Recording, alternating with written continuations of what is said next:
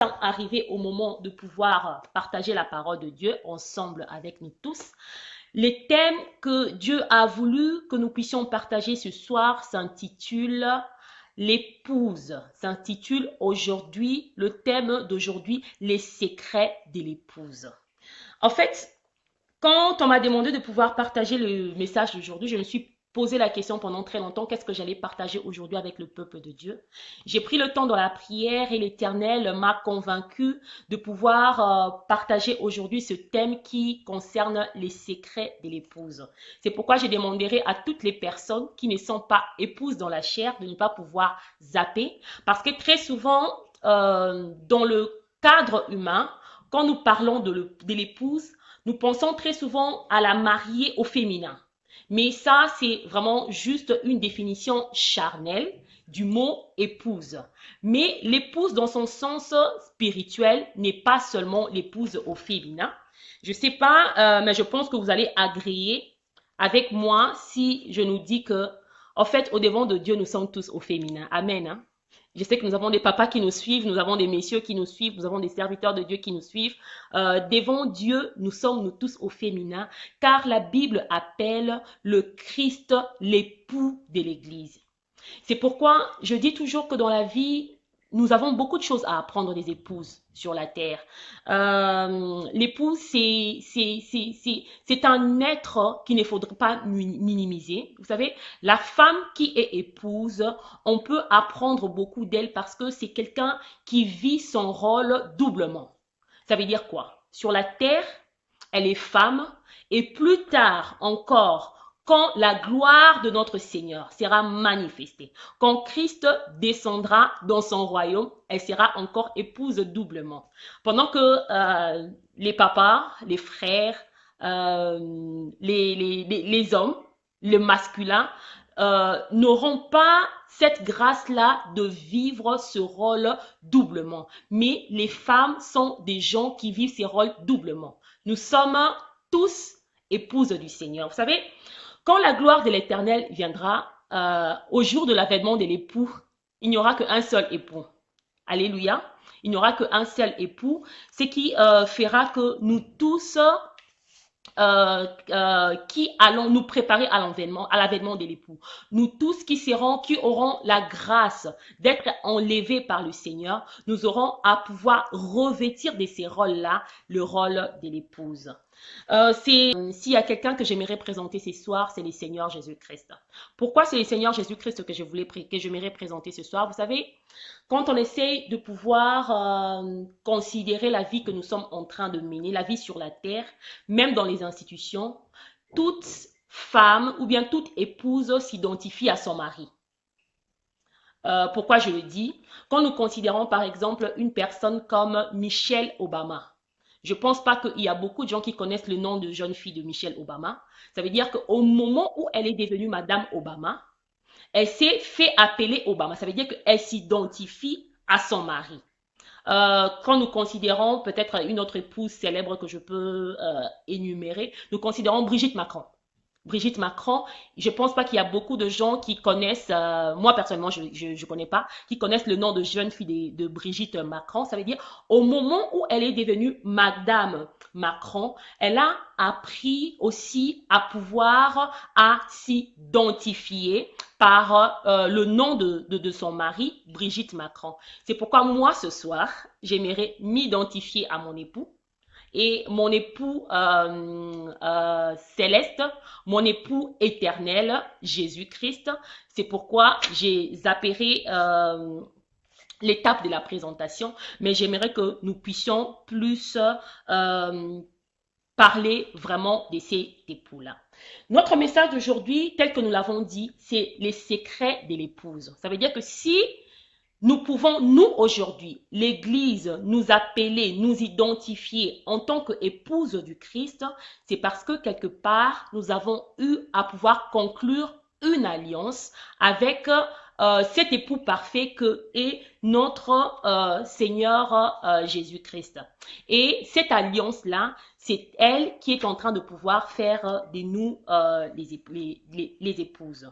Nous allons partager notre message d'aujourd'hui, ça sera dans les livres d'Esther, qui sera notre texte de base.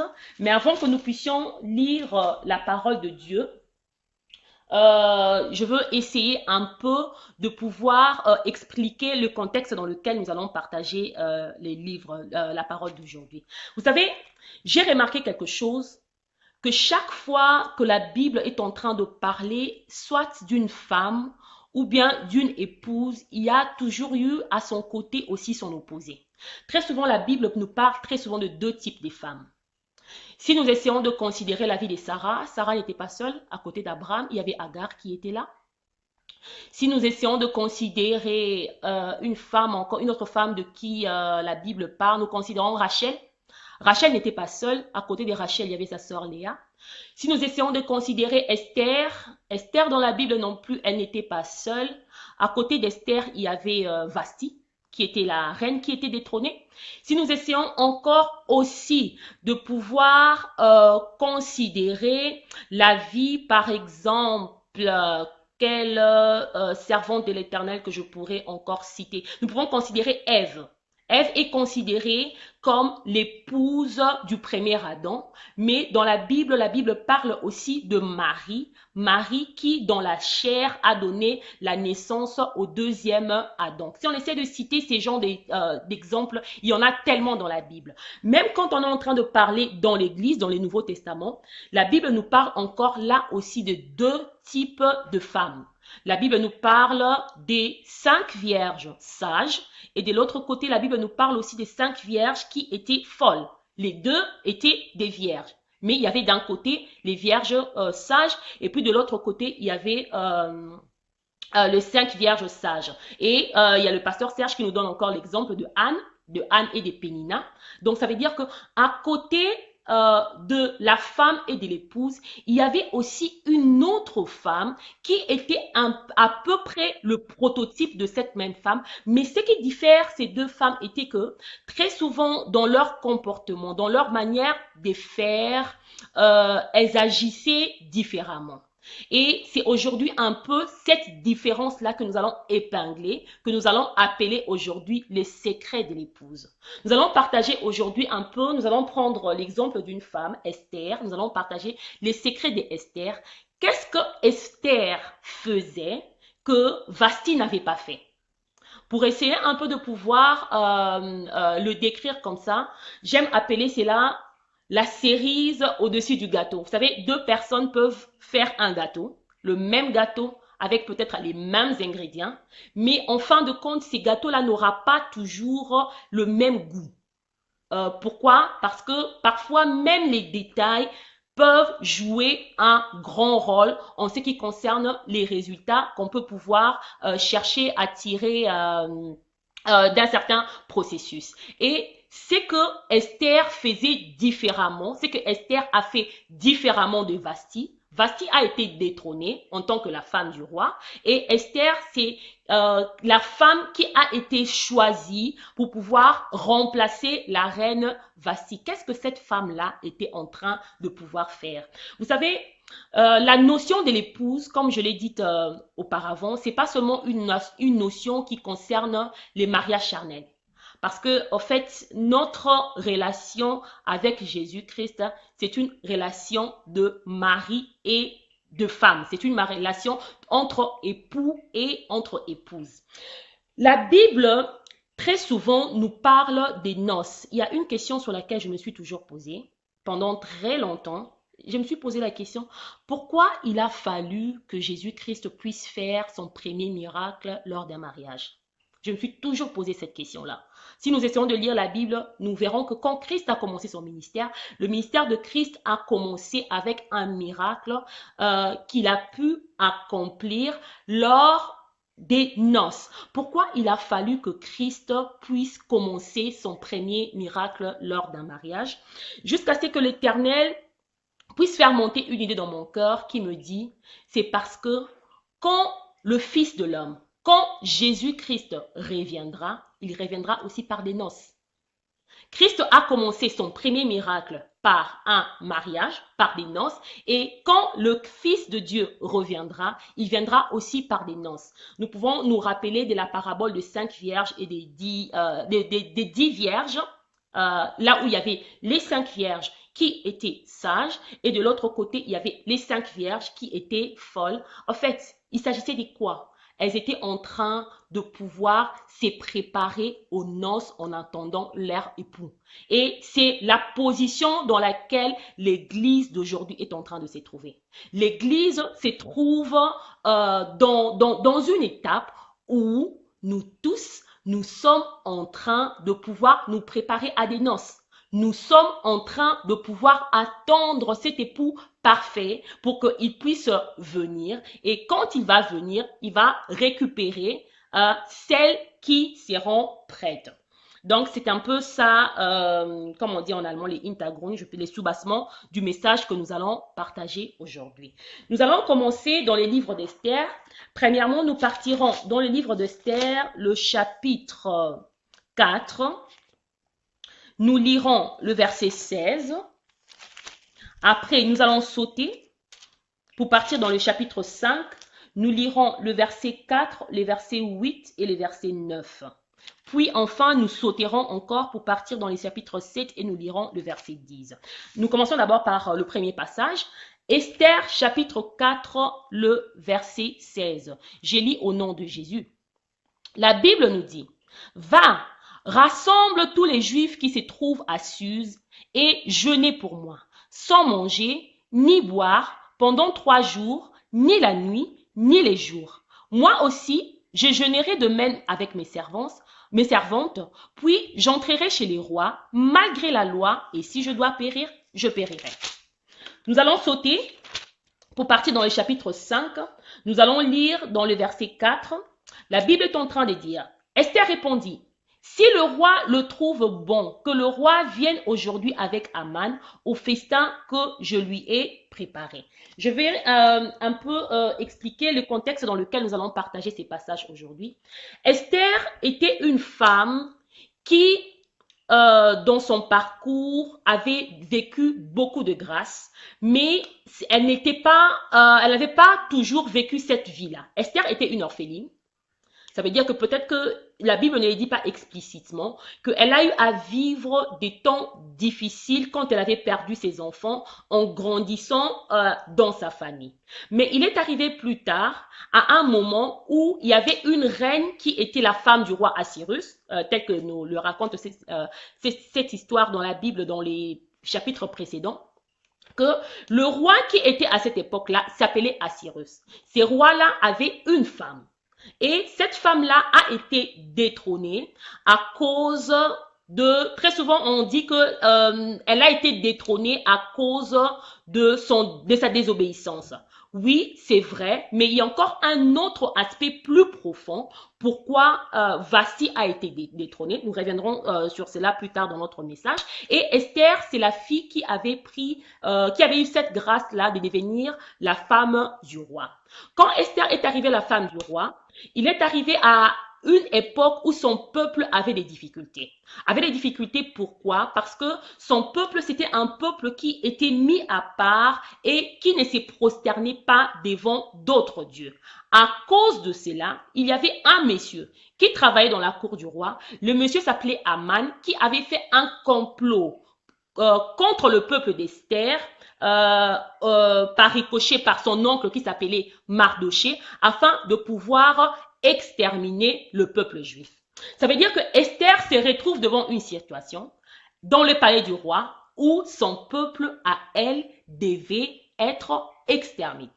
Qu'est-ce que cette femme-là a fait quand elle s'est retrouvée dans cette situation où son peuple devait être exterminé? Vous savez, on peut se dire aussi peut-être que c'est une circonstance qui est propre aux femmes, mais je pense que la circonstance dans laquelle Esther s'est retrouvée à cette époque-là à Suse, nous, les chrétiens, nous nous retrouvons aussi très souvent dans cette situation.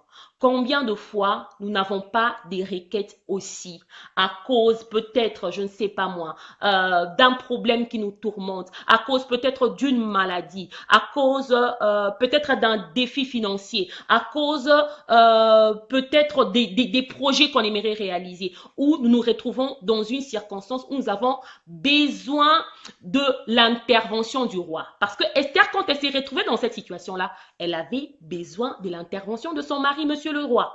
Esther voudrait que son mari, le roi, puisse intervenir. Et pendant ces cas-là, disons dans cet ordre des choses, il y avait une loi qui disait que toute personne qui s'est présentée dans la cour du roi sans que la personne n'ait été invitée auparavant par le roi, si le roi ne soulève pas son sceptre vers la personne devait être tuée. Esther s'est retrouvée dans une circonstance où elle avait besoin de son mari, mais elle s'est retrouvée dans une circonstance où aussi elle n'avait pas directement l'accès à son mari. On va essayer ici maintenant de voir quelles sont les démarches que Esther a entreprises avant de pouvoir s'engager dans cette aventure, de partir rencontrer monsieur le roi sans que le roi ne l'a invité. C'est ce que nous avons appelé aujourd'hui les secrets de l'épouse, les secrets d'Esther. Parmi ces secrets-là, nous avons pu épingler 3 points. Si le temps nous les permet, nous allons les partager tous aujourd'hui. Esther avait 3 secrets. Le premier secret d'Esther, c'était la faveur du maître et la prière. Ça veut dire que Esther savait que n'importe quelle entreprise qu'elle devait faire ou bien qu'elle devait essayer de commencer, si elle n'avait pas la faveur de Dieu, cela n'allait pas marcher.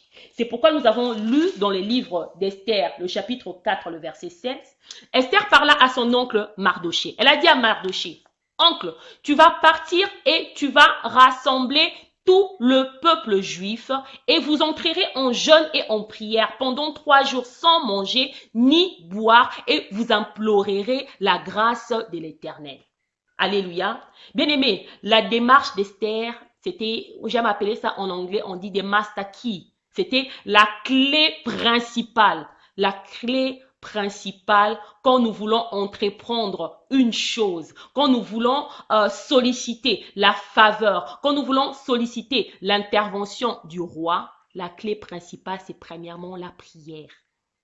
Pourquoi c'est la prière? Parce que, bien aimé, vous savez, si Dieu t'agrée, personne ne peut te désagréer. Car la Bible dit que si l'Éternel approuve les voies d'un homme, il dispose pour lui favorablement même ses ennemis. Imaginons-nous, si Dieu est capable de disposer pour nous favorablement même nos ennemis, à combien plus forte raison nos maris? Si Dieu est capable de pouvoir disposer pour nous favorablement même nos ennemis, à combien plus forte raison, je ne sais pas moi, nos chefs, à combien plus forte raison peut-être le gouvernement, à combien plus forte raison nos associés, à combien plus forte raison nos amis. Et Esther connaissait ces secrets-là. Elle savait que si je gagne le cœur de Dieu, si je gagne la faveur de mon Dieu, personne ne peut se mettre sur mon chemin pour me l'empêcher. Vous savez, ces messages ici a 2 volets. Il a un volet purement spirituel, mais il a aussi un volet physique. Ces messages aussi, ça s'applique aussi même dans les mariages physiques. Moi, je suis une femme, je ne me suis pas présentée, mais je suis une épouse. Je suis mariée à monsieur mon mari qui est en train de nous suivre, le pasteur Simon. Que Dieu te bénisse. Vous savez, moi, je suis une épouse dans la chair et je suis aussi une épouse spirituellement. Je suis une épouse doublement. Très souvent, il arrive aussi que dans notre vue des femmes, où nous voulons solliciter peut-être la grâce, peut-être la faveur de nos maris. Mais qu'est-ce que nous faisons très souvent? Nous partons directement emmener notre demande auprès de l'époux physique. Bien aimé, quand l'époux spirituel ne t'a pas agréé, ton époux physique ne t'agréera pas. Vous savez, moi je considère toujours, la Bible est en train de dire ce que nous sommes en train de vivre, c'est un peu comme ce qu'on appelle l'ombre des choses à venir, l'image des choses à venir. Si nous en tant que femmes, je parle maintenant à nous en tant que femmes, pas en tant qu'église, en tant que femmes physiquement, nous apprenons d'abord à solliciter la faveur de l'Éternel. Bien aimé, ton mari ne pourra pas se mettre sur ton chemin pour te dire non quand Dieu t'a dit oui. Pourquoi? Vous savez, je considère ça, c'est comme si dans une société, tu emmènes une facture chez les directeurs financiers. Quand le directeur financier a placé son approbation, la caisse ne peut plus te dire non. Alléluia. C'est exactement notre relation que nous vivons avec Dieu et la relation que nous vivons avec nos maris. Mais très souvent, qu'est-ce que nous faisons? Nous partons directement à la caisse pour rencontrer le caissier pendant que le directeur financier ne nous a pas encore donné son approbation. Mais j'aimerais te dire, bien-aimé, Dieu est plus qu'un directeur financier. Vous savez, un directeur financier, il peut avoir les pouvoirs, mais il n'a pas la compassion que Dieu a pour nous et surtout pas pour son épouse.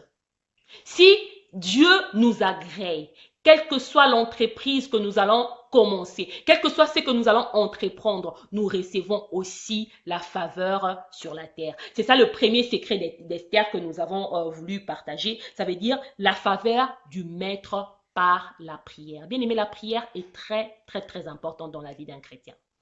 Vous savez, ces messages ici, j'ai eu une fois à le partager dans une assemblée qui n'était pas une assemblée féminine, comment je peux dire, féminine physiquement. Et il y a des bien-aimés qui m'ont dit que nous pensons que ces messages ne concernent que les femmes. Je me suis dit, c'est parce que nous pensons que la femme, c'est celle qu'on appelle elle par la grammaire. Or, tout chrétien est une femme, ça je l'ai dit dès le départ. Et nous avons une habitude très souvent, nous en tant que chrétiens, quand nous écoutons la parole de Dieu, nous pensons qu'elle est d'abord premièrement adressée aux autres. Alléluia. Alléluia. Bien-aimé, la parole de Dieu est adressée premièrement à ceux qui l'écoutent. Moi, j'ai l'habitude de dire dans les assemblées que Dieu, il parle premièrement aux gens qui sont présents. Vous savez, la parole de Dieu, je la considère comme un miroir. Les chrétiens, nous avons eu une habitude. Quand nous venons devant les miroirs, nous savons que dans la vie courante, quand tu te présentes devant un miroir, qu'est-ce qu'un miroir fait? Le miroir te présente ton image, l'image que tu es en train de voir au devant de toi.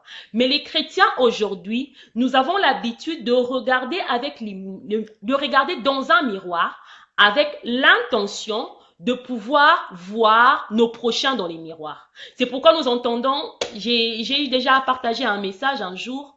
Il y a une sœur qui est venue me dire, en tout cas, maman Patricia, ces messages que tu as partagés, c'est bien pour mon mari. Je pense que s'il était là vraiment aujourd'hui, Dieu lui a parlé exactement. En tout cas, c'est un message qui est vraiment sur mesure pour lui. Bien aimé, ton mari, Dieu lui parlera à sa place. Quand le message sort à l'endroit où tu es, ça veut dire que l'Éternel a l'intention de te parler d'abord toi. Pourquoi cherchons-nous à voir dans les miroirs d'abord l'image des autres personnes au lieu que nous cherchons d'abord à nous voir nous-mêmes? Et nous allons remarquer, parfois il nous arrive, quand on écoute la parole de Dieu, je vais donner un exemple dans une assemblée, il y a un homme de Dieu qui prêche, une parole puissante qui touche les cœurs, mais il y a quelqu'un qui dit « Amen, Amen !»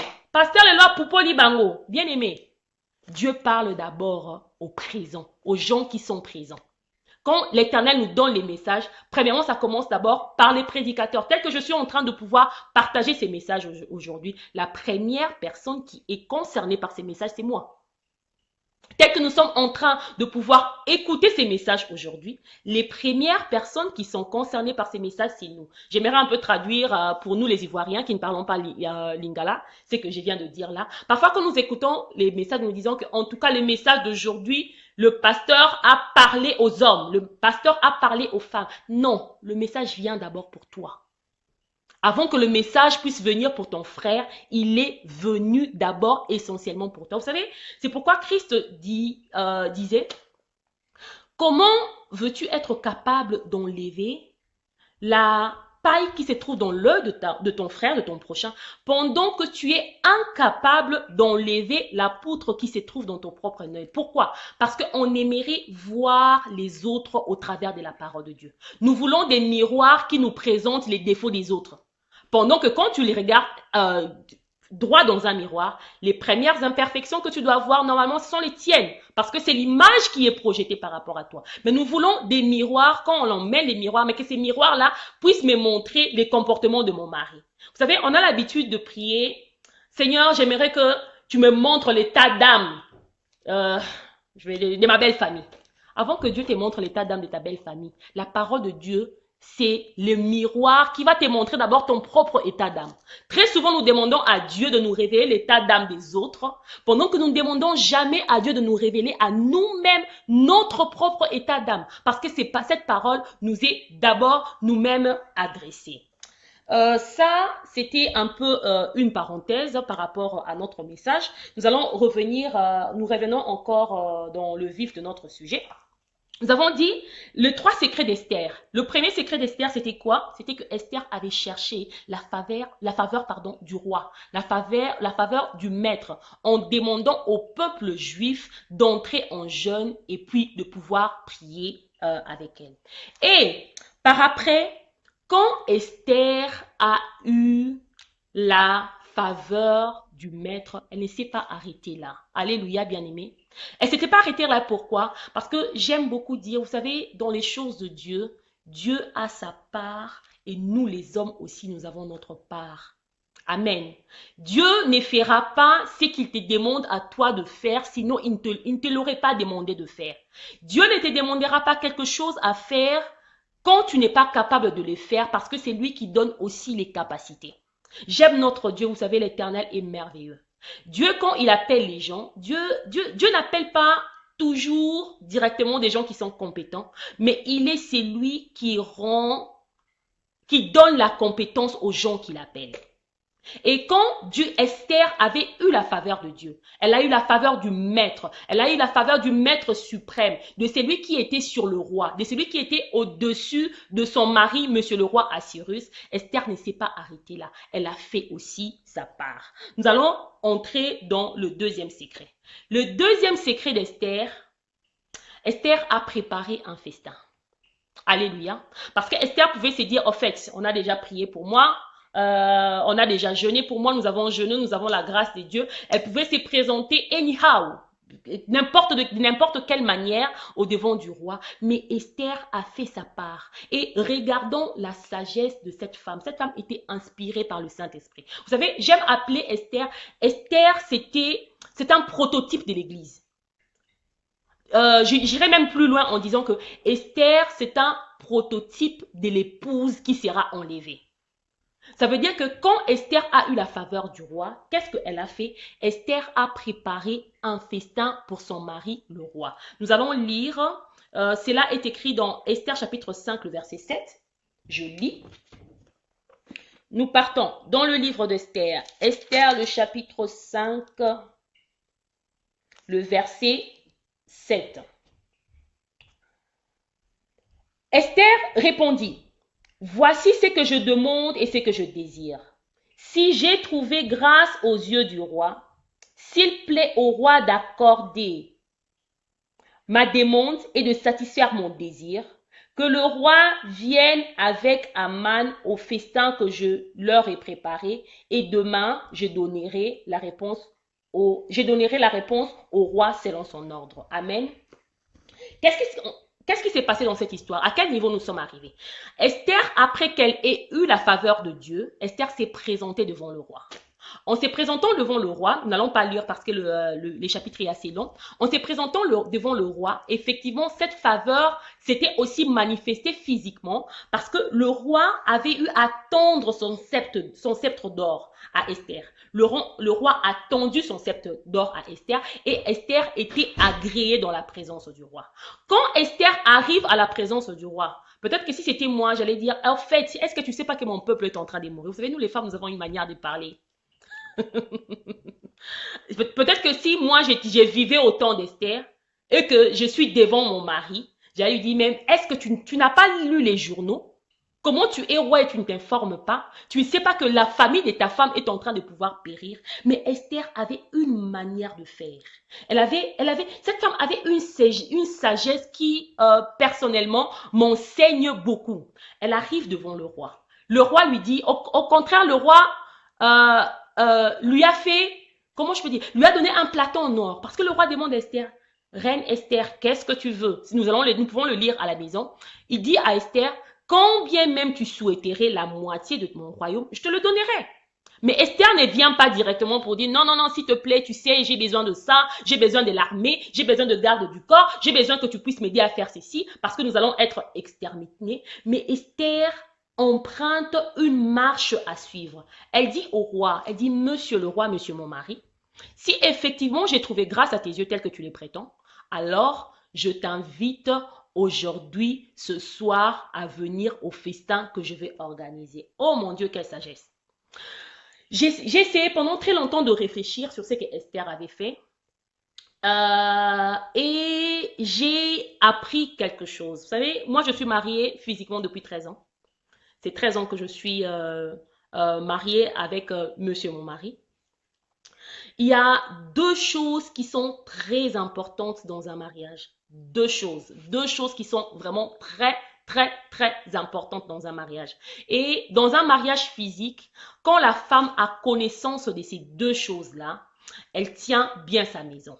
Dans le mariage spirituel, cela a aussi son sens. Parce que nous avons aussi un mariage entre nous, l'Église, qui sommes l'épouse, et Christ, qui est notre mari, qui est notre époux. Très souvent, quand je rencontre des couples qui viennent à peine de se marier, j'ai l'habitude de leur donner deux conseils. Aux femmes, c'est un conseil que je donne très souvent aux femmes, deux conseils. Il y a deux choses quand tu les maîtrises, tu as ton mariage qui est maîtrisé. Il s'agit de la cuisine et il s'agit de ton lit, de ton intimité. Nous allons trouver cela dans le livre d'Esther. Quand tu as maîtrisé ces deux choses-là, tu as ton mariage qui est maîtrisé. Et Esther avait la connaissance de ces choses. Esther arrive chez le roi, elle savait que, vous savez, quand quelqu'un a mangé et qu'il a rôté, il n'a plus le temps de pouvoir réfléchir sur beaucoup de choses. Elle invite monsieur le roi à un festin. Le festin, ça veut dire quoi? Ça veut dire que dans ces festins-là, Esther allait préparer pour monsieur son mari.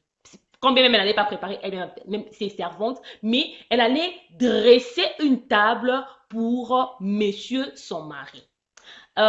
Nous continuerons à lire ce qui s'est passé ici. Nous étions dans le verset 8 où Esther avait invité son mari à pouvoir venir à son festin. Nous sommes dans le verset 9, pardon. Donc nous sommes dans le livre d'Esther, chapitre 5, le verset 9. Aman sortit ce jour-là, joyeux, le cœur content, mais lorsqu'il vit à la porte du roi Mardoché, qui ne s'élevait ni se remuait devant lui, il fut rempli de colère contre Mardoché. Il sut néanmoins se contenir et alla chez lui, puis il envoya chercher ses amis. Aman leur parla de la magnificence de ses richesses, du nombre de ses fils, de tout ce qu'avait fait le roi pour l'élever en dignité et du rang qu'il lui avait donné au-dessus des chefs et des serviteurs du roi. Le verset 12.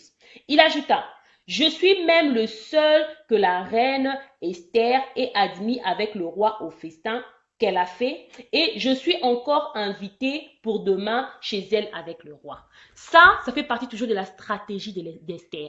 Vous savez, quand Esther a invité monsieur son mari, le roi Assyrus chez elle, elle n'a pas invité son mari seul. Elle a dit à son mari, j'aimerais que tu viennes chez moi dans mon festin, mais j'aimerais que tu viennes avec le persécuteur de mon peuple. Bien qu'elle n'avait pas encore révélé cela à son mari, elle a demandé à son mari de pouvoir venir à ces festins-là avec son serviteur qui était Aman. Donc, c'était ça un peu le secret d'Esther. On a dit qu'elle a préparé un festin.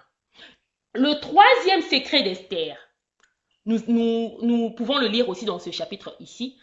Esther, quand elle a préparé un festin, elle a invité son mari. Et si nous lisons dans ces passages, nous allons remarquer que Esther a invité son mari 2 fois. Le premier jour, il y a le roi qui est venu. Quand le roi est venu, ils ont mangé, ils ont bu et tout. Le roi, il a donné à Esther toujours la même chose, le plateau en or qu'il lui avait livré auparavant, en lui disant, « Reine Esther, demande-moi même la moitié de mon royaume, je te le donnerai. » Et qu'est-ce que Esther fait? Esther dit, « Non, je ne te demande pas encore la moitié du royaume, mais ce que je souhaiterais, que tu puisses faire pour moi et que tu reviennes encore demain avec ton mari Aman. » Bien-aimés, vous savez, il y a des choses qui ne se résolvent que dans l'intimité. Quand Esther était en train de pouvoir faire venir les rois, parce qu'elle avait voulu qu'ils puissent traiter les choses dans un cadre bien précis. Elle avait voulu qu'ils puissent traiter les choses dans un cadre d'intimité. Si nous suivons un peu le contexte de cette histoire, nous allons remarquer qu'en ces temps-là, Esther et son mari, ils habitaient tous le palais royal, mais ils n'habitaient pas le même appartement. C'était leur manière de vivre. Ils n'habitaient pas le même appartement. Le roi avait ses appartements et Esther, elle habitait dans son appartement de reine.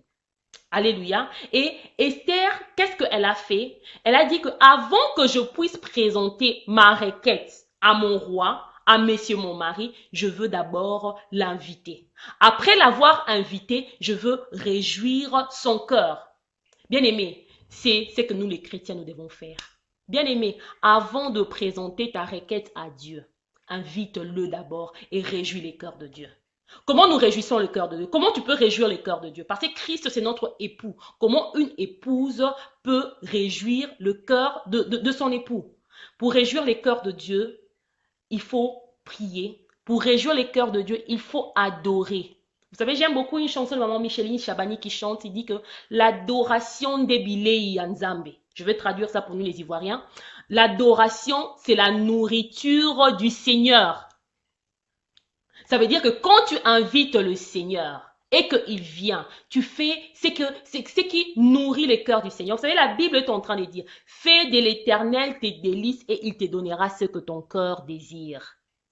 C'est ce que Esther avait compris. Esther avait fait de son mari ses délices. Elle avait cherché et elle était arrivée à réjouir le cœur de cet homme. Et cet homme-là était prêt à lui donner ce que son cœur désirait, jusqu'à lui donner la moitié de son royaume. Vous savez, pour les gens qui ont goûté au pouvoir, les gens qui ont goûté au pouvoir ont la facilité de partager peut-être plus l'argent que le pouvoir. Que quelqu'un arrive au niveau de te dire que quand bien même tu me demanderais la moitié de mon royaume, s'il te plaît, tu l'as, je te le donne. C'est à ce niveau-là que Esther était arrivée pour pouvoir toucher le cœur de son mari. Et c'est ces secrets-là que nous devons apprendre. Et ça, c'était le troisième secret d'Esther. Il y a encore quelque chose que j'ai épinglé dans cette histoire. Esther, elle était différente. J'ai parlé au début que dans la Bible, il existe toujours deux types de femmes. Dans la vie du roi Assyrus, il y avait deux femmes. Il y avait Vasti d'abord, et puis il y avait Esther. Esther était très différente de Vasti. Si nous remontons plus tard, pourquoi Vasti a été détrônée? Vasti a été détrônée. Je n'ai pas lu dans la Bible on ne l'a pas évoqué, un jour où Vasti a fait venir son mari, le roi Assyrus, pour un festin. Je n'ai pas lu cela. Mais au contraire, c'était le roi Assyrus qui voulait honorer sa femme un jour en la faisant venir dans le palais du roi. Qu'est-ce que Vasti avait fait? Vasti avait refusé. Alléluia. Elle avait eu la grâce que le roi l'invite. Vous savez, elle ne connaissait pas le secret que Esther connaissait. Il y a des choses qui ne se résolvent que dans l'intimité. Il y a des problèmes qu'on ne résout pas avec les paroles. Alléluia. Et si nous, en tant qu'épouse, que ce soit épouse physique ou épouse spirituelle, nous comprenons ces choses-là, bien aimés, nous avons le cœur de notre Dieu. Il y a des choses qui ne se résolvent que dans l'intimité. Il y a des choses qui ne se résolvent que à la table du roi.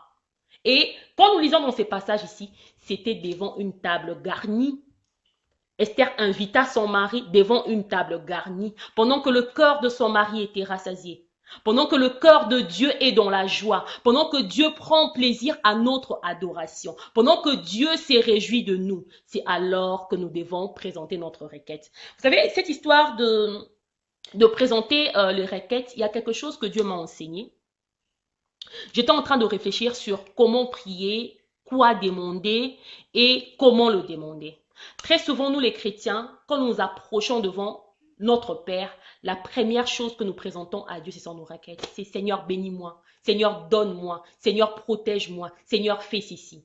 C'est pas mauvais parce que Dieu a dit demandez afin que votre joie soit parfaite. Nous avons aussi le droit, en tant que des épouses, de demander à notre époux. Nous avons aussi le droit, en tant que des enfants, de nous approcher avec assurance du trône de grâce pour demander des choses à notre maître, pour demander les choses à notre Père. Nous avons ces droits-là. Mais rappelons-nous la prière de notre Père, Matthieu 6, 9. Christ est en train de nous montrer comment prier. Oh, j'aime beaucoup cette prière. Vous savez, la Bible, la parole de Dieu, elle est merveilleuse et elle renferme toutes choses. Christ est en train de nous montrer comment prier. Et ce que Christ nous avait montré, si on essaie de voir dans la démarche d'Esther, elle a fait cette démarche-là. Christ nous dit, quand vous priez, dites, notre Père qui es aux cieux, que ton nom soit sanctifié, que ton règne vienne, que ta volonté soit faite sur la terre comme au ciel. Jusque-là, tu n'as encore rien demandé. Ce n'est que bien après qu'on dit, donne-nous aujourd'hui notre pain quotidien. Mais nous venons, notre Père qui est aux cieux, donne-nous notre pain quotidien. Amen. Or, Christ aimerait, les premières choses, nous sanctifions d'abord le nom de Dieu et nous demandons son règne. Ça veut dire que nous réjouissons d'abord le cœur de Dieu. Tu mets Dieu à sa place, tu lui dis ce qu'il est. Tu lui dis ce qu'il est pour toi, que personne d'autre ne peut être pour toi. Tu dis ce qu'il a fait pour toi, que personne d'autre ne peut faire pour toi. Et c'est bien après que tu peux présenter ta requête. Et c'est ce que Esther a fait. Et c'est ce que Esther a fait. Plus tard, Esther se présente devant son mari. Elle présente sa requête à son mari. Je voudrais revenir sur quelque chose que j'ai dit auparavant, que je n'ai pas très bien explicité. Je disais que il y a 2 secrets que Esther a utilisés, que j'estime qui sont très, très, très importants pour la bonne réussite d'un mariage, d'une relation. Disons d'un mariage et puis de notre relation avec Dieu. J'ai parlé premièrement de la table qui devait être garnie, comme nous aussi, nous avons les devoirs de pouvoir garnir la table de Dieu. Nous avons les devoirs aussi de pouvoir garnir cette table-là avec des fruits. Bien aimé, les fruits que nous présentons à la table du Seigneur, c'est quoi? Ce sont les fruits du Saint-Esprit. Les fruits que nous devons présenter à la table du roi, les fruits qui réjouissent le cœur du roi. Mais la deuxième chose sur laquelle j'ai voulu parler, c'était l'intimité. Bien aimé, toute relation sans intimité est appelée un jour à pouvoir mourir. Posons-nous la question si nous avons l'intimité avec notre Dieu. Nous ne cherchons pas l'intimité avec Dieu, mais ce que nous cherchons d'abord, c'est à lui présenter nos requêtes. Et parfois, nous nous étonnons pourquoi l'Éternel n'agit pas. Dieu a dit, dans sa parole, que vous priez, vous demandez et vous ne recevez pas parce que vous priez mal. Parce qu'il ne suffit pas seulement de prier, mais alors il faut aussi avoir bien prié. Parce que Dieu dit, vos prières me font mal aux oreilles. Et Christ nous apprend comment nous devons le faire. Et Esther avait la connaissance de ces choses, cette femme. Elle avait la connaissance de ces choses-là. Et dans le 3e point, quand Esther a invité le roi pour venir dans sa maison, elle a présenté sa requête au roi. Et il y a quelque chose de merveilleux, bien aimé, qui s'est passé. Nous allons lire, bientôt nous allons finir notre message. Nous partons dans le livre d'Esther, le chapitre 8.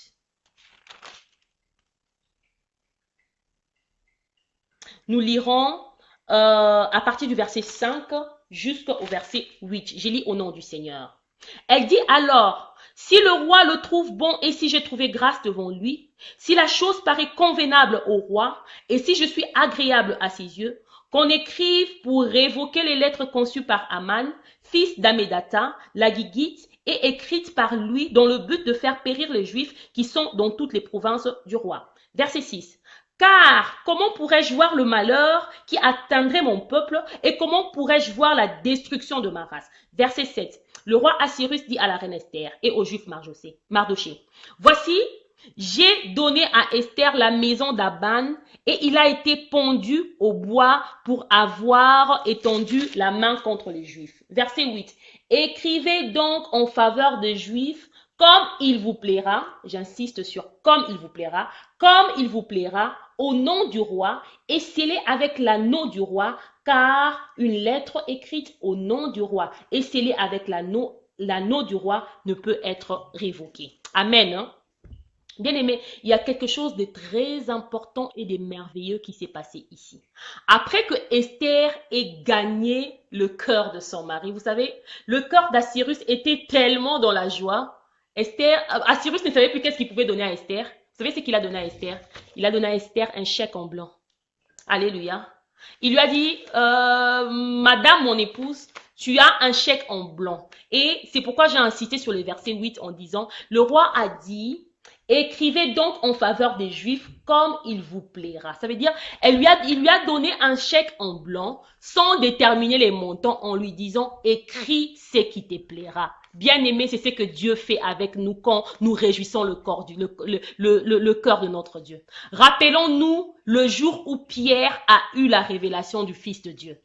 Le jour où Christ était parmi ses disciples, il pose la question à ses disciples, qu'est-ce que vous dites que je suis?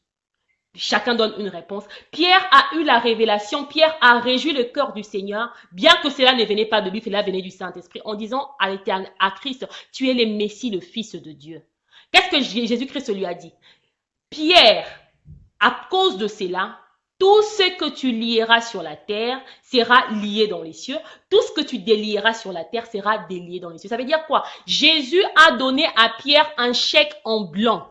En disant tout, ça veut dire que la santé est inclue à l'intérieur. Les entreprises sont incluses à l'intérieur. Ça veut dire que la vie spirituelle est inclue à l'intérieur. Ça veut dire qu'il lui a tout donné. Bien aimé, quand tu lis sur la terre, ta santé, elle est liée dans le ciel. Quand tu délies sur la terre, sur la terre, tes finances, sache qu'ils sont déliés dans le ciel. Ça veut dire que quand le cœur du roi est dans la joie, le roi nous donne un chèque en blanc. Le roi a donné à Esther un chèque en blanc. Mais il y a quelque chose encore qui a retenu mon attention ici. Mon attention ici. Vous savez, je disais au début que Dieu a sa part. Et nous aussi, nous avons notre part. Et quand nous considérons cette relation, cette histoire de Esther et le roi Assyrus, c'est exactement comme l'histoire de Dieu et de l'Église, de l'histoire de Dieu et de son épouse. Bien aimé, Dieu ne fera pas ce qu'il t'a dit de faire, parce que sinon il ne t'aurait pas demandé de le faire. Esther, le roi a dit quelque chose à Esther ici. Il a dit que écrivez. Le roi n'avait pas écrit pour Esther, c'est Esther qui devait écrire. Bien aimé, j'aimerais te dire que pour ta destinée, pour ta vie, pour ce qui te dérange, pour ce qui te tourmente, Dieu t'a donné un chèque en blanc, mais c'est à toi de pouvoir écrire à l'intérieur.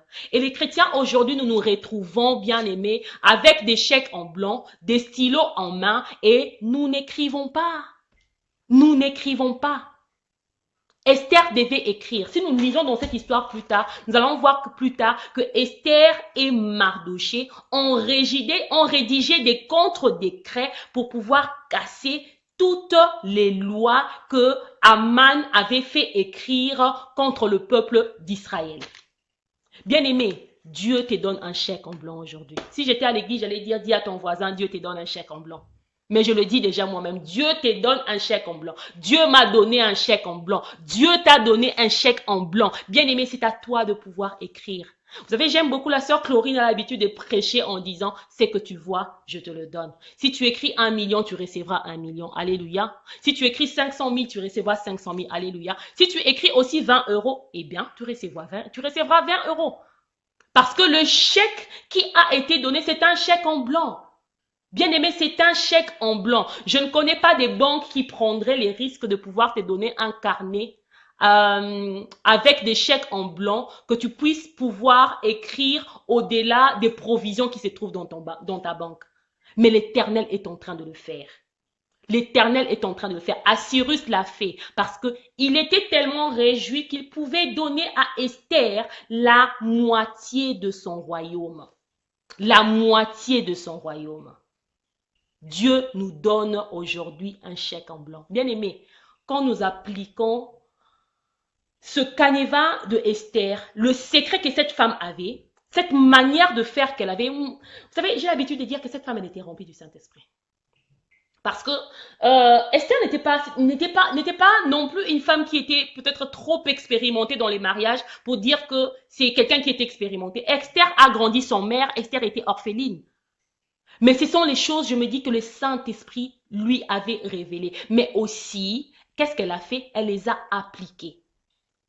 Bien aimé, de la même manière aujourd'hui, Dieu nous révèle ces choses à pouvoir faire. Nous aussi, nous avons le devoir de pouvoir l'appliquer, d'appliquer ces choses que l'Éternel est en train de nous demander de pouvoir faire.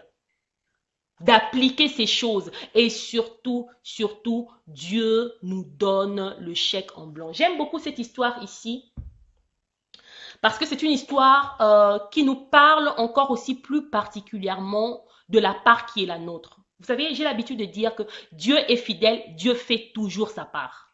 Parce qu'il en a les possibilités, il en a la puissance et il est fidèle.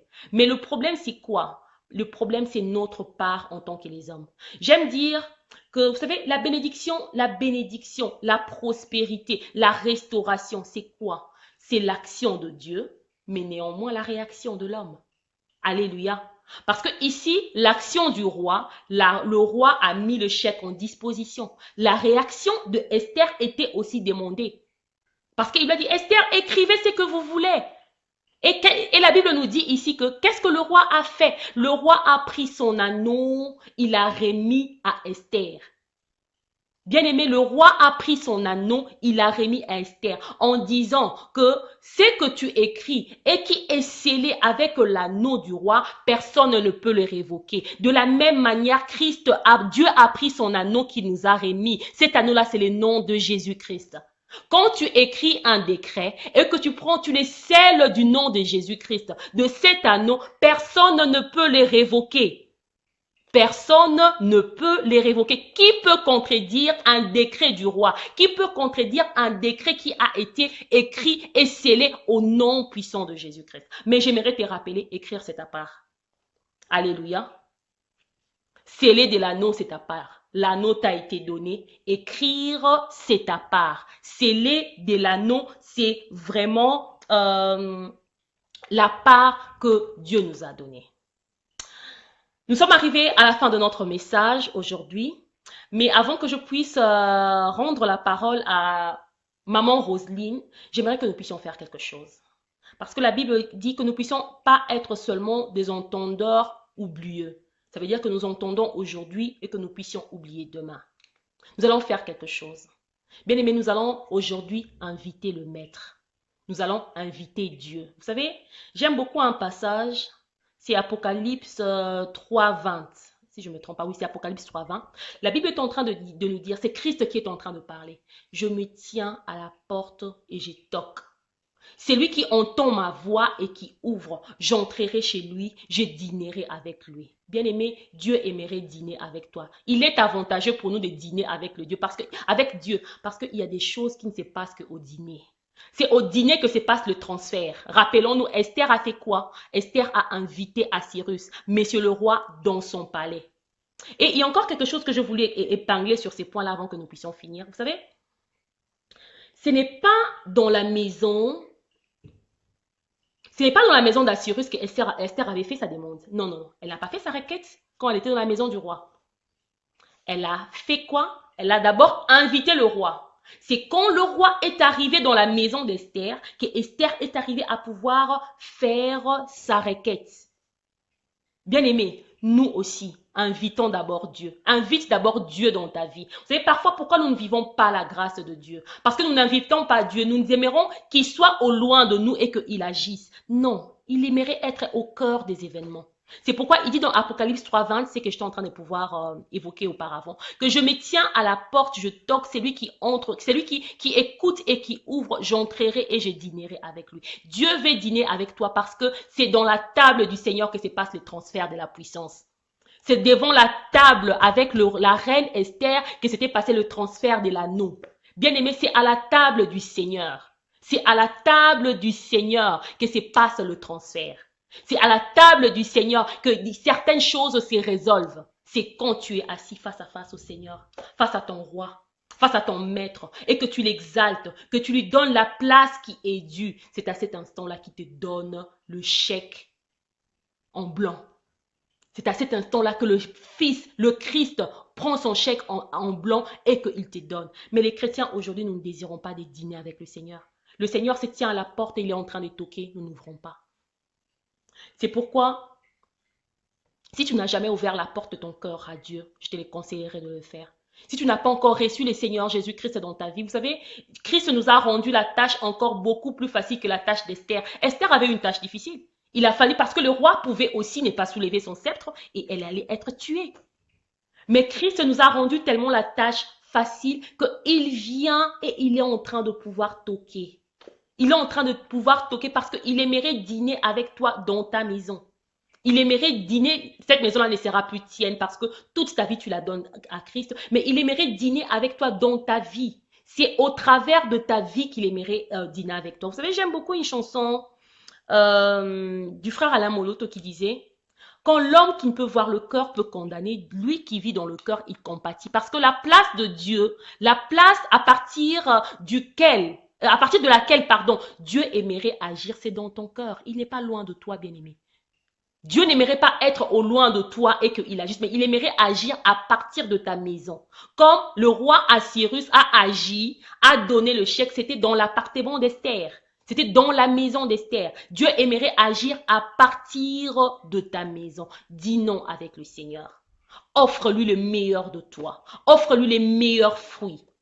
Offre-lui ce qui lui est dit. Offre-lui ce qu'on peut offrir à un roi. Dis-lui les paroles que tu ne peux dire qu'à lui. Et c'est ainsi que tu peux écouter aussi les paroles qui ne peuvent aussi provenir que de lui. Alléluia. Nous allons prendre un moment de prière, bien-aimés. Nous allons prendre un moment de prière pour pouvoir en cet instant inviter notre Dieu. Pour pouvoir servir à notre Père les fruits qui lui sont dus. Pour pouvoir faire la démarche de Esther. Pour pouvoir avoir ce savoir-faire, cette sagesse, cette manie de faire que cette femme Esther avait. Cette femme qui a été agréée devant la présence du roi. Oh mon frère, ma soeur, je sais que ce soir, tu aimerais que le Père t'agrée. Tu aimerais que Jésus-Christ t'agrée. Tu aimerais que Jésus-Christ t'accepte. Mais il te demande de dîner avec lui. Il te demande de pouvoir dîner avec lui. Dîner avec Dieu, c'est adorer l'Éternel. Dîner avec l'Éternel, c'est pouvoir élever notre Dieu. Dîner avec l'Éternel, c'est pouvoir lui donner la place qui lui est due. Nous commençons à adorer notre Dieu. Tu commences en cet instant à élever celui qui t'a donné la vie. Tu commences en cet instant à élever celui qui t'a racheté. Et si tu n'es pas encore chrétien, je te demanderai que tu l'invites dans ton cœur. Qu'il entre parce qu'il aimerait agir au travers de toi et au dedans de toi. Nous adorons notre Père. Ô tendre Père, nous voulons te dire merci. Toi, Saint de Saints, ô Éternel et Dieu des armées. Merci pour ta parole, ô Dieu, combien puissante que tu nous as envoyée ce soir. Car il est écrit que tu soutiens toutes choses par ta parole puissante. Tu soutiens toutes choses par ta parole puissante. Ô tendre Père, nous voulons, Seigneur Jésus-Christ, t'élever, te donner la place du roi, la place du maître. Nous te couronnons en tant que roi. Éternel, là où tu es assis, Seigneur Jésus-Christ, nul ne peut arriver, Père éternel. Tu es celui qui est élevé au-dessus de tous les cieux. La Bible t'appelle le principe de la création de Dieu. Moi, j'aime t'appeler le principe de la bénédiction de Patricia. Oh Seigneur, j'élève ton saint nom, Père, parce que tu es celui, Seigneur Jésus, qui s'appelle Je suis, le Dieu qui se conjugue au présent. Tu te conjugues au présent parce que, Seigneur, là où, Père éternel, Jésus-Christ, tu vis, Père éternel, tu agis au même moment, éternel. Dans ma vie présente, tu es là. Oh, je suis, viens prendre la place du Maître. Je suis, viens prendre la place du Maître. Je t'élève, Seigneur, toi le buisson ardent qui ne se consume jamais. Je t'élève, ô toi le Dieu des dieux. La Bible t'appelle les seigneurs des rois de la terre, les premiers-nés d'entre les morts. Ô Seigneur Jésus-Christ, c'est toi. Tu es le témoin fidèle et véritable. Tu es celui qui appelle les choses qui n'étaient pas, Seigneur, comme si elles étaient. Tu appelles à l'existence ce qui n'existe pas. Je glorifie ton saint nom. Il est écrit que tu es revêtu d'un vêtement teint de sang. Ton nom est la parole de Dieu. Cette parole qui ne passera jamais, ô Éternel. Cette parole, ô mon Dieu, mon roi Seigneur, qui est là pour nous restaurer, pour nous rétablir. Cette parole qui nous fait du bien, ô Maître de l'univers. J'aime t'appeler le Créateur de l'univers. Si les hommes des sciences, les mathématiciens peuvent nous apprendre, Seigneur Jésus-Christ, que l'univers est infini, mais moi je sais que l'infini a un Créateur. Le Dieu qui peut créer l'infini, Seigneur. Yahweh, comment m'imaginer ta grandeur, Seigneur. Père éternel, comment m'imaginer tes dimensions, Papa. Comment t'imaginer, Seigneur Jésus-Christ, tes capacités. Yahweh, je t'adore. J'aime t'adorer, Seigneur. J'aime t'élever, Père. J'aime te donner, Seigneur Jésus-Christ, la place, oh mon Dieu, mon roi, que je ne peux donner à personne, oh mon Dieu, mon roi. Parce que tu as fait pour moi ce que personne ne pouvait faire pour moi. Oh éternel, je bénis ton saint nom. J'aimerais, Seigneur Jésus, dîner avec toi pour l'éternité. J'aimerais dîner avec toi pour l'éternité. Toi qui es ce Dieu, Seigneur, qui nous donne le chèque chèque en blanc, afin que, Seigneur Jésus-Christ, nous puissions le remplir, ô Éternel, mon Dieu, mon roi, et que nous puissions le sceller de l'anneau, cet anneau qui est le nom de Jésus-Christ, le nom qui est élevé au-dessus de tous les noms, au-dessus des trônes, au-dessus des puissances, au-dessus des choses connues par les mondes, au-dessus des choses présentes, au-dessus des choses futures, ô Père, au-dessus de lois des hommes sages, ô Éternel. Ton nom est élevé. Seigneur, tu n'effaceras pas, Seigneur. Ton trône est éternel. Ton règne est éternel. C'est pourquoi sois béni, Éternel. C'est pourquoi viens et demeure. Demeure dans mon cœur, demeure dans mon être. Seigneur, demeure, Père éternel, dans cette famille Alpha et Oméga. Demeure, Seigneur Jésus-Christ, dans la vie de ma sœur. Demeure dans la vie de mon frère. Oh, bien-aimé, louons l'Éternel. Bien-aimé, adorons l'Éternel. Ne manque pas les mots devant ton roi. Ne manque pas les mots devant ton roi, parce que je sais que si aujourd'hui un souverain de ces mondes s'est présenté au devant de toi, tu ne manquerais pas des mots à lui dire. Tu ne manquerais pas des mots à lui dire. Adore celui qui est capable de te donner un chèque en blanc. Adore celui qui est capable de pouvoir résoudre toutes tes difficultés. Adore celui qui t'a appelé des ténèbres à son admirable lumière. Adore-le, glorifie-le, passe du temps avec lui. Oh, serre-lui les meilleurs fruits. Le meilleur de toi lui appartient. Oh Seigneur notre Dieu, nous voulons te dire encore une fois de plus merci. Nous voulons, Seigneur, te dire merci parce que tu agis à la manière de Dieu, Seigneur. Tu agis à ta manière, cette manière unique, Père. La Bible me dit que tes bontés ne sont pas épuisées. Tes miséricordes ne sont pas arrivées à leur terme, Seigneur. Tu les renouvelles dans nos vies chaque matin. C'est pourquoi mon adoration ne finira jamais, Éternel. Parce que chaque fois, Seigneur, que je vis, Éternel Jésus, Seigneur, tu me fais découvrir combien tu es bon. Tu me fais découvrir combien tu es merveilleux. C'est pourquoi, Seigneur, les mots ne me manqueront pas. Je glorifie ton saint nom. Je glorifie ton saint nom. Alléluia. Nous allons faire une dernière prière maintenant, avant que je puisse passer la parole à Maman Roséline. La parole de Dieu nous a dit que l'Éternel est en train de pouvoir, nous a donné un chèque en blanc. La parole de Dieu nous dit que Dieu nous a donné les clés du royaume des cieux. Ce que nous lions sur la terre sera lié dans les cieux. Ce que nous délierons sur la terre sera aussi délié dans les cieux. Bien aimé, en cet instant, j'aimerais que tu prennes la décision de pouvoir le faire et de le faire aujourd'hui. Commence à écrire. Commence à écrire ces décrets-là qui va empêcher à l'ennemi de pouvoir t'exterminer. Tel que Esther devait écrire ces décrets qui devaient empêcher à Aman de pouvoir exterminer les peuples juifs à Suse. Commence à écrire ces décrets-là qui va pouvoir ouvrir les portes que Dieu a mis au devant de toi. Tu écris et tu les scelles de l'agneau de Dieu. Et le monde et le diable et tout ce qui est autour de toi n'aura plus rien à faire qu'à exécuter. Parce que quand le directeur financier a signé, quand l'Éternel a donné son approbation, la secrétaire ou bien la caissière ne peut que exécuter. Nous prions en cet instant. Chacun va prier pour sa vie. Nous allons prier aussi pour cette plateforme Alpha et Oméga.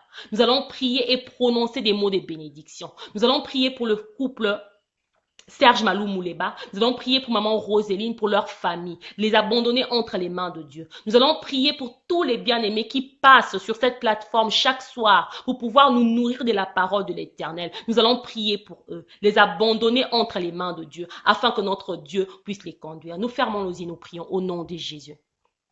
Tendre Père, nous voulons encore une fois de plus te dire merci, parce que tu nous as appris, Seigneur, aujourd'hui, que l'un des secrets, Seigneur, d'une bonne épouse, c'est d'abord la prière, Seigneur. Yahweh, nous confier en toi, ô Père éternel. Nous confier, Seigneur Jésus-Christ, à toi. Car toi, quand tu nous donnes ton approbation éternelle, aucun homme ne peut dire non. Seigneur Jésus, quand toi tu approuves, Seigneur Jésus, nos voix, tu peux disposer pour nous favorablement même nos ennemis. C'est pourquoi, Seigneur, en cet instant, je viens, Père, pour prier pour cette famille Alpha et Oméga. Je viens pour prier, Seigneur Jésus-Christ, pour le couple Malou Mouleba. Éternel, je les abandonne entre tes mains, Seigneur. Éternel, mon Dieu, mon roi. Seigneur, aide-les, Père, à pouvoir toujours s'attacher à toi, oh mon Dieu, mon roi. Père, tout ce qui peut être comme embuscade de l'ennemi, tout ce qui peut être comme plan de l'ennemi contre leur vie, je déclare cela nul et sans effet au nom puissant de Jésus. Éternel, que ces chèques en blanc, oh éternel, mon Dieu, mon roi, que tu nous as donné, Seigneur Jésus-Christ,